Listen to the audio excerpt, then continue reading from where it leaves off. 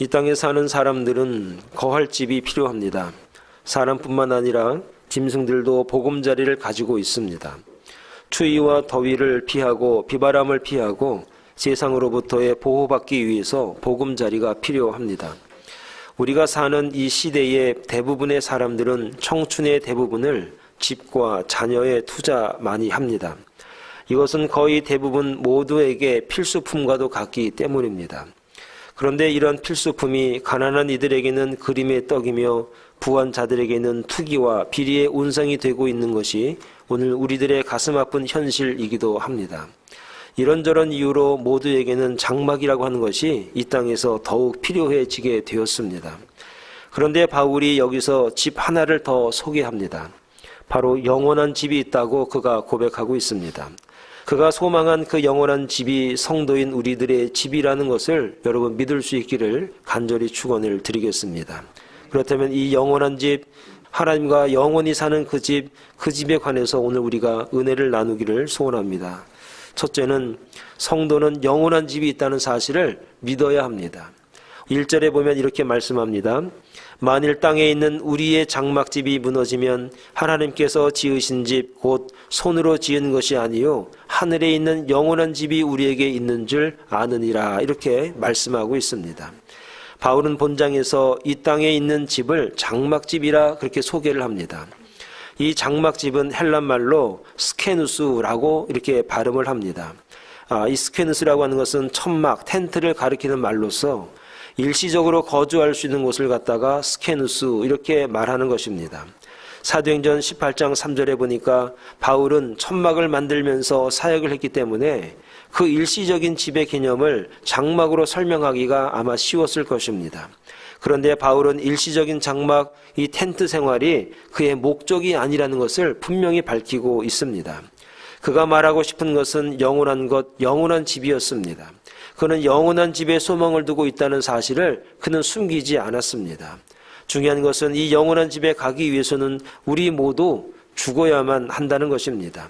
죽어야 갈 수 있는 영원한 집에 관해서 바울이 말하고 있습니다. 또한 우리의 장막인 이 몸을 벗을 때 영원하고 신령한 몸으로 하나님의 나라에 살게 된다는 것입니다. 그래서 이 세상에서 사는 동안 장막 생활을 잘 하는 것도 중요하지만 잘 죽을 수 있는 것이 중요하다는 것을 오늘 우리가 알아야 하겠습니다. 그래서 요즘 한국에서는 좀 의미는 좀 다르지만 요즘 웰빙이라는 말을 많이 하다가 요즘에 웰다잉이라는 말을 많이 합니다. 여러분, 잘 살아야 됩니다. 그런데 정말 잘 죽을 수 있어야 하는 것입니다. 이런 죽음에 관한 이야기를 하면서 여러 사람들이 죽음을 맞이하는 이야기들을 이런저렇게 얘기를 했는데 재미있는 얘기가 몇 가지 있어서 여러분들에게 소개를 합니다. 어느 영화 감독은 죽으면서 나는 이제 죽는다, 레디 고 하고 죽었다고 합니다. 어떤 장의사는 죽기 전에 이렇게 말했습니다. 우리 집 매상은 이제 내가 올릴 차례다 라고 죽었다고 합니다. 중광이라고 하는 스님이 있었는데 한국에서 괴짜 스님으로 되게 유명하신 분입니다. 이 중광 스님이 죽으면서 묘비명에 이렇게 썼다고 합니다. 괜히 왔다 간다, 이렇게 썼습니다. 멋있기도 한데 약간 의미가 있다면 정말 천국에 가지 못할 바에는 오지 않는 것이 낫지 않을까라는 그런 의미도 부여하고 있다는 것을 우리가 알 수 있습니다. 영국의 극작가 조지 버나드 쇼는 묘비에 이렇게 써달라고 유언을 남겼습니다.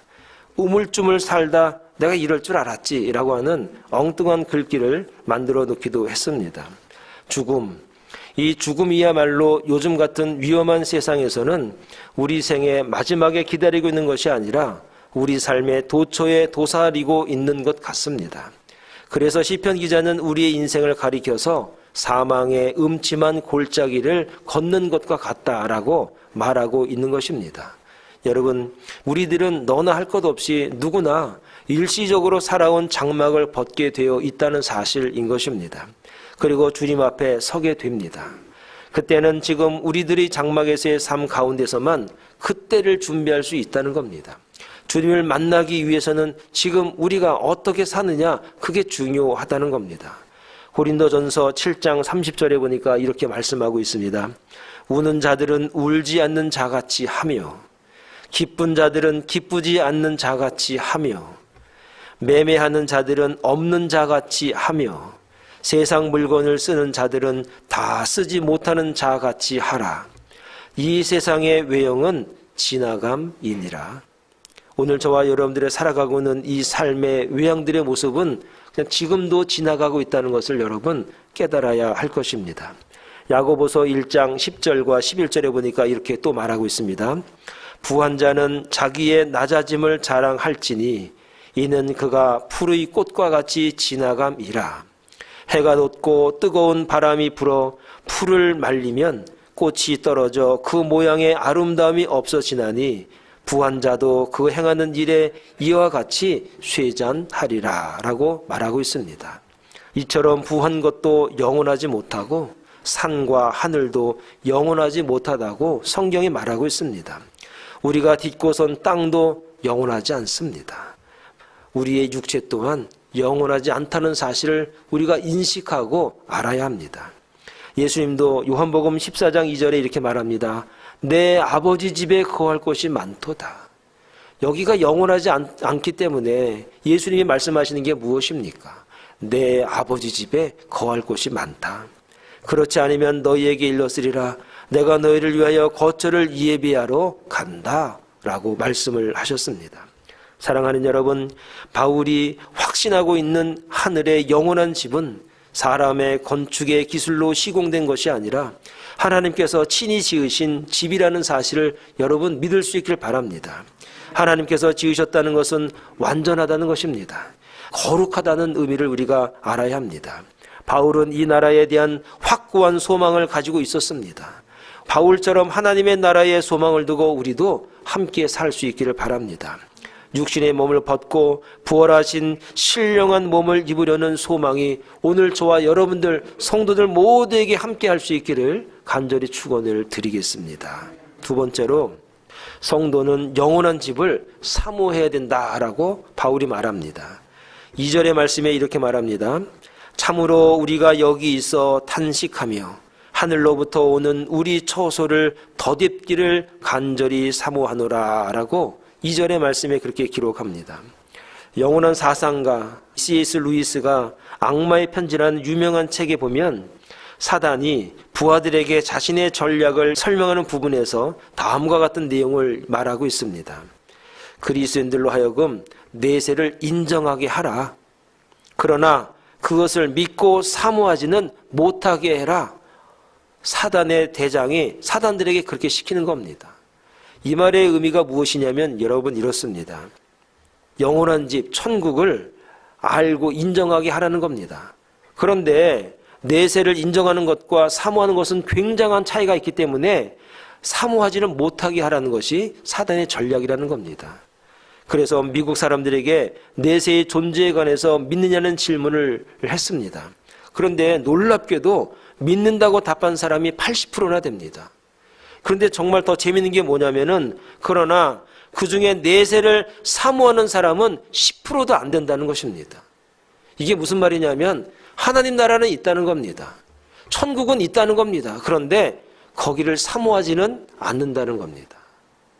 우리가 내세를 사모한다면은 그 내세를 준비할 수밖에 없지 않습니까? 그런 분들은 이 땅에 살아가면서 서로 갈등하고 싸우면서 아웅다웅 다투면서 사는 것이 아마 굉장히 시시할 겁니다. 히브리서 11장을 읽어보면 믿음으로 살아가던 우리의 신앙의 선배들이 어떻게 이 세상의 것들에 대해서 시시하게 생각하며 살아갔는지를 말해주는 내용들이 11장에 굉장히 많이 기록이 되어 있습니다. 여기서 히브리서 기자는 히브리서 11장 26절에 모세가 어떤 신앙으로 살아갔는지를 이야기하는데 이렇게 말합니다.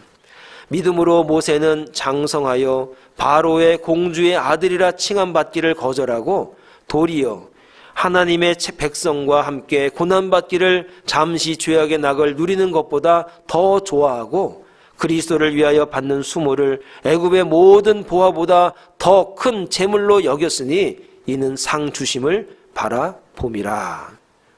모세에게 있어서 이 땅의 보물은 주님이었습니다. 그 어떤 것과도 바꿀 수 없는 분이 바로 주님이었기 때문에 세상에 어떤 유혹이 온다고 하더라도 그것에 지지 않았던 사람이 바로 모세라는 겁니다. 성경에 이런 말씀이 있습니다. 내 재물이 있는 곳에 내 마음이 있다 그랬습니다. 2절에 보니까 이런 말씀이 있습니다. 탄식하며 하늘로부터 오는 우리의 처소로 덧입기를 간절히 사모하노라 라는 말씀이 있습니다. 왜 2절에 이 말씀을 하면서 탄식이라는 단어를 썼을까? 하나님의 나라를 사모하는데 왜 탄식이라는 말을 썼을까 하는 것입니다. 이 탄식이라는 말은 헬란 말로 스테나조 이렇게 발음을 합니다. 우리말로 말하면 한숨을 지는 겁니다. 아휴. 그런데 이 말은 하나님의 나라를 그리워하면서 한숨이 절로 나온다는 부정적인 의미가 아니라는 것입니다. 예를 들어 이런 겁니다. 요즘 젊은 사람들은 아마존으로 물건을 많이 구입합니다. 그런데 그 물건을 사면 그 물건이 판매되면서 우리 자녀들이나 우리에게 손에 들어오기까지 그 경로를 다 검색할 수가 있습니다. 이게 무슨 말이냐면요. 오늘 물건을 사고 내일 다시 그 물건에 찍힌 번호를 우리가 알고 있기 때문에 그 물건을 거기다 집어넣으면은 이 물건이 어디쯤 오고 있는지를 우리가 알 수 있어요. 언제쯤 도착할지를 물건을 산 사람이 예측할 수 있고 어디쯤 와 있다는 것을 알 수 있다는 겁니다. 그때 물건을 구입하고 기다리는 자녀들이 검색해 보면서 아휴 하루 남았네, 아휴 이틀 남았네, 아휴 하면서 탄식합니다. 그때 그 탄식이 무엇이냐 하면은 스테나조라는 겁니다. 이 말이 또 이해가 안 갈 것 같아서 하나 더 말씀을 드리면, 며칠 전에 저희 집에 한국에서 온 가족이 있었습니다. 미 서부를 여행할 계획을 가지고 왔습니다. 그리고 여행을 참 즐겁게 잘하고 가셨습니다. 이들이 미국에 오려고 마음을 먹고 비행기표를 사고 값을 지불을 했습니다. 그리고 미국행 비행기를 타기까지 날짜를 보고 시간을 수시로 봅니다. 그리고 이렇게 이야기를 합니다. 아이고 이틀 남았다. 아이고 하루 남았다. 비행기 타려면 이틀 남았네. 이제 하루 남았네. 아휴 하루 남았네. 아휴 이틀 남았네. 이러는 겁니다. 그때 그 한숨 소리가 무엇이냐면 지겹고 두렵고 겁나는 한숨 소리가 아니라 아휴 하루 남았다. 아휴 이틀 남았다 하는 탄식 소리란 얘기입니다. 아마존의 물건은 이미 내 것입니다. 그런데 내 손에 들어오기까지의 시간을 기다리는 소리의 비극적인 소리가 아니라 즐겁고 긍정적인 소리의 탄식 스테나조라는 것입니다. 내일 드디어 비행기를 타고 미국을 간다 라고 하면서 얼마나 기대되고 얼마나 마음이 두근두근 거리겠습니까? 그때 나오는 소리가 탄식 소리입니다. 사도 바울은 이 장막을 벗고 영원한 하늘에 있는 영원한 집을 이처럼 탄식하면서 사모했다는 것입니다. 이런 기다림 있는 성도들은 늘 그날을 생각하면서 오늘도 즐겁고 내일도 즐겁고 그 기쁨의 행복이 저절로 생긴다는 겁니다. 그러한 삶을 사는 자들이 성도이고 천국에 대한 소망이 있는 사람들의 모습이라는 겁니다. 사랑하는 여러분, 천국에 가기를 소망하고 천국에 대한 기다림이 있는 자들은 이러한 탄식하는 마음을 갖고 하루를 살고 또 내일을 기대하는 삶을 살게 된다라고 하는 것입니다. 고린도 후서 4장 8절에 보니까 우리가 사방에 우겨쌈을 당하여도 쌓이지 아니하며 답답한 일을 당하여도 낙심하지 아니하며, 그가 이렇게 말한 이유를 이제 알 것 같습니다. 하나님의 나라를 기다리니까, 저 영원한 집을 기다리고 있으니까 어떻게 우리를 누르려고 하더라도 내가 낙심하지 않는 이유가 있는데 하나님의 나라 영원한 집이 우리에게 있기 때문이라는 것을 오늘 말씀을 통해 우리가 알게 되는 것입니다. 오늘 저와 여러분들이 이 땅에 살면서 우리 마음대로 되지 않는 일들이 많이 있습니다. 생각하지 않은 어려움과 고난이 있습니다. 정말 사방에서 우겨쌈을 당하는 일들도 있습니다. 그럼에도 불구하고 성도들은 하나님의 나라가 있기 때문에, 영원한 나라가 있기 때문에 그날을 기대하면서 스테나조 탄식하면서 오늘도 기쁨으로 승리할 수 있는 저와 여러분들이 다 될 수 있기를 간절히 축원을 드리겠습니다. 마지막으로, 이렇게 주의 나라를 기다리는 자들은 주님을 기쁘시게 하는 삶을 살 수밖에 없다라는 것입니다. 9절에 이렇게 말합니다. 그런즉 우리는 몸으로 있든지 떠나든지 주를 기쁘시게 하는 자가 되기를 힘쓰노라 그랬습니다. 우리들이 지금 장막집에 사는 동안에 주님을 기쁘시게 하는 삶을 살아가게 돼 있습니다. 첫 번째로 어떻게 살아가고 있는가? 믿음으로 행하는 겁니다. 7절에 뭐라고 말하냐면 이렇게 말합니다. 이는 우리가 믿음으로 행하고 보는 것으로 행하지 아니함이로라 그랬습니다. 성도들이 이 땅에서 담대하게 살 수 있는 유일한 방법이 무엇이냐? 믿음이 있기 때문입니다. 믿음은 보이지 않는 것에 도전할 수 있는 힘과 용기도 우리에게 주고 있습니다. 보이지 않지만 믿음이 보이게 하는 힘이 있다는 것을 오늘 우리가 경험하게 되는 것입니다. 그래서 히브리서 12장 2절에 이렇게 말합니다. 믿음의 주요 또 온전하게 하시는 이인 예수를 바라보자. 그는 그 앞에 있는 기쁨을 위하여 십자가를 참으사 부끄러움을 개의치 아니하시더니 하나님 보좌 우편에 앉아 계시니라. 오늘 저와 여러분들이 십자가를 바라볼 때마다 지금도 하나님 우편에 앉아 계신 그분을 바라봄으로 말미암아 이 땅에 정말 우리에게 다가오는 여러 가지 시련과 여러 가지 어려움들을 믿음을 가지고 극복해낼 수 있는 거룩하고 신실한 주의 종들이 다 될 수 있기를 간절히 축원을 드리겠습니다. 두 번째는 주님과 동행하는 삶을 살아가게 되어 있습니다.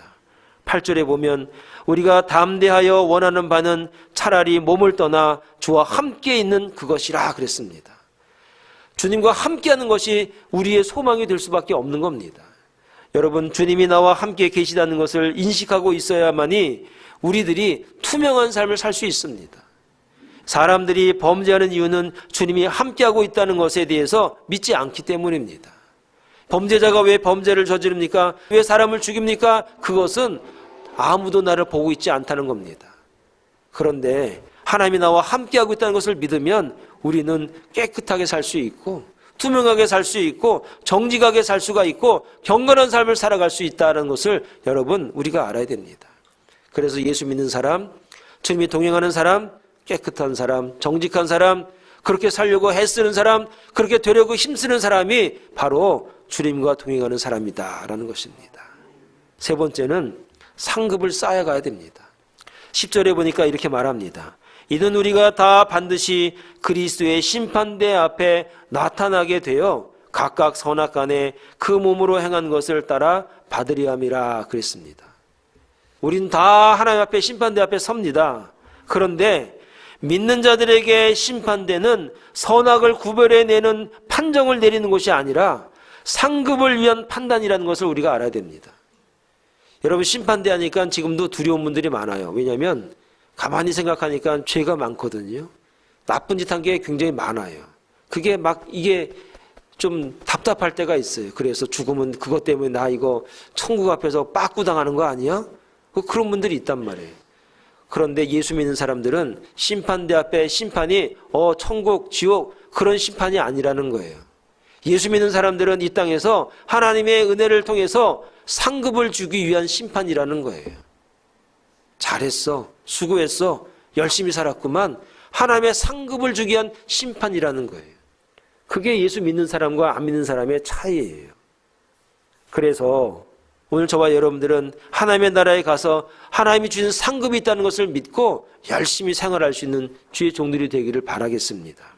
그런데 이런 분들이 있습니다. 난 상 같은 거 필요 없어. 이런 분들이 있어요. 이렇게 생각하는 분들이 있어요. 잘 모르는 분들이 있어요. 아니, 관심이 없어서 그렇게 말할 수도 있어요. 하나님의 상을 우습게 여기는 것이 교만이라는 걸 여러분 알아야 됩니다. 하나님께서 상을 주시겠다고 하는데 필요 없어요. 이게 뭐죠? 선생님이 상을 주려고 하는데 저 됐어요. 괜찮아요. 선생님 무시하는 거하고 똑같은 거예요. 상을 주시겠다고 하면 고맙습니다. 감사합니다. 저 이럴 자격 없는데 고맙습니다. 감사합니다. 이게 맞는 거지요. 그렇지 않아요? 그래서 상을 주시겠다라고 하면 우리가 겸손함으로 상을 받는 자들이 되어야 돼요.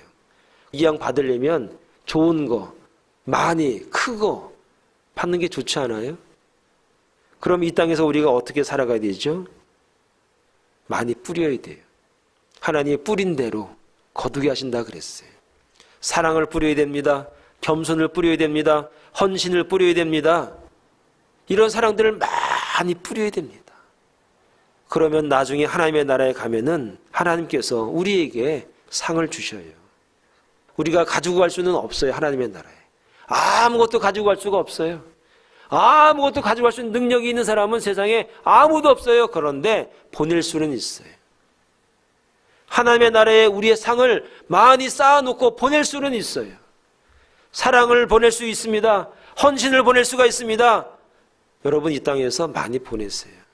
그래서 그 보낸 것을 하나님의 나라에 가서 다 찾으세요. 영원한 집, 하나님의 나라를 바라보며 살아가는 주의 종들이 되기를 바랍니다. 영원한 집이 우리의 집이 있다는 것을 여러분 먼저 믿고 영원한 집을 사모할 수 있기를 바랍니다. 그리고 주님을 기쁘시게 하는 삶을 많이 사시다가 그 나라에서 정말 풍성한 상급을 많이 받아서 그것 때문에 정말 기뻐하고 행복할 수 있는 그런 저와 여러분 다 될 수 있기를 간절히 축원을 드리겠습니다. 기도하겠습니다.